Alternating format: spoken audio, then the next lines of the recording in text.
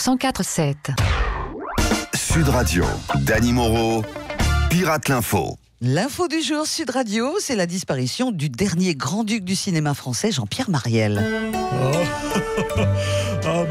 Ma petite Billy, mon petit chat. De là-haut, je te reluquais, nom de Dieu, qu'est-ce que t'as un beau cul. T'en as même deux formidables et sublimes culs de bouteille sur le nez pour lire ton papier. C'est vrai. Billy, si je pouvais, je sortirais mon pinceau et je te repeindrais tout ça en rouge. Tu sais quoi, ma Billy, depuis que je suis monté au 7e ciel, je crois bien que je bande comme un âne mort. D'accord, bonne info. Beaucoup de vos films ont marqué les esprits. Qu'est-ce que tu crois, à l'époque, on était visionnaires. Avec Comme la Lune, je jouais un con intergalactique qui doute de rien. J'avais 40 ans d'avance sur Laurent Wauquiez. On vous disait malade depuis un moment. Malade de cette époque hypocrite, ouais. On ne peut plus rien dire ni rien faire. Moi qui ai tant aimé les bonnes femmes, entendre tous ces rabougris de la coquillette donner des leçons de bienséance à l'égard du sexe prétendu faible. Non, mais laisse-moi me marrer. Rappelle-toi dans Calmos avec Jean Rochefort. À la fin du film, on atterrissait en deltaplane sur une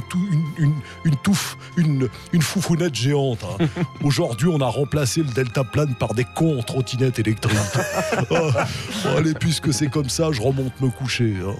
Après l'incendie de Notre-Dame, les produits dérivés de la catastrophe continuent d'inonder le marché. Pour faire le point sur ces nouveaux marchands du temple, retrouvons Julien Courbet. Oui, bonjour à tous, bienvenue à ce premier téléshopping œcuménique. Pour cette vente destinée aux flambeurs, je serai accompagné des Cubénis, Sœur Billy et Frère Philippe. Ouais. Alors Julien, quels sont les produits stars autour de Notre-Dame ? Beaucoup de produits pas très catholiques qu'on s'échange sous la soutane, comme cette tente Guéchoua en forme de cathédrale qui se déplie en 2 secondes, mais qui vous prend 5 ans pour la remettre droite. Ou encore ces maillots du PSG spécial Notre-Dame de Mbappé, qui sont bien sûr des contrefaçons fabriquées au Qatar. Nous arrivons maintenant à la boutique de l'abbé Fredo Mitterrand. Bonsoir. Comme cadeau souvenir de Notre-Dame, je vous propose ce détecteur de fumée en forme de curé avec la soutane qui se soulève pour s'aérer le petit Jésus dès que la chaleur monte. Julien, il paraît qu'il y aurait aussi des arnaques aux dons. Oui, on ne peut rien vous cacher, ma sœur, car si ma tante en avait, on l'appellerait mon oncle.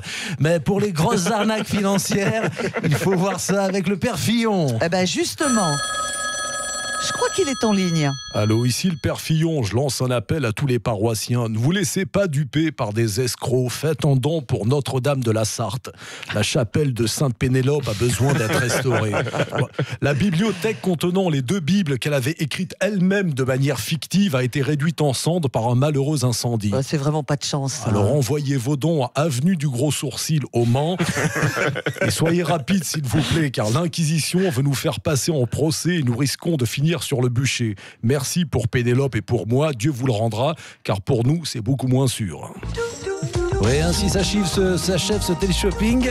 Alors n'oubliez pas de commander l'objet culte numéro 1 des ventes, le briquet collector Notre-Dame. Mais dépêchez-vous, car on fait flamber les prix et comme Notre-Dame, tout doit disparaître. Le président Macron va donner ce soir une conférence de presse, un exercice difficile qui demande un sérieux échauffement. Mes chers compatriotes de la presse, vous l'apprendrez dans vos torchons, mais avec Carlos Ghosn, on a déjà fixé la date du mariage Renault-Nissan, car avec Carlos, c'est du sérieux.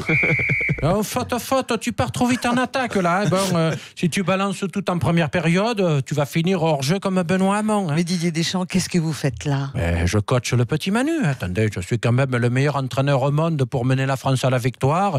Puis la conférence de presse, ça me connaît. J'ai l'habitude des petites tacles de journalistes avec leurs questions perfides là. Alors, quelle stratégie avez-vous prévue pour cette rencontre ? Je pense qu'on va partir sur un classique, un 4-4-2, 4 questions qui piquent de Bourdin, 4 questions lèche-cul de Delahousse et 2 blagues d'Hanouna pour détendre tout le monde. 4-4-2. Allez Manu, on reprend l'entraînement là. Si Patrick Montel t'attaque avec une question sur le dopage à la poudre de perlimpinpin, qu'est-ce que tu fais ? J'avais prévu de mettre Benalla en défense pour aller matraquer l'aile gauche de Mediapart.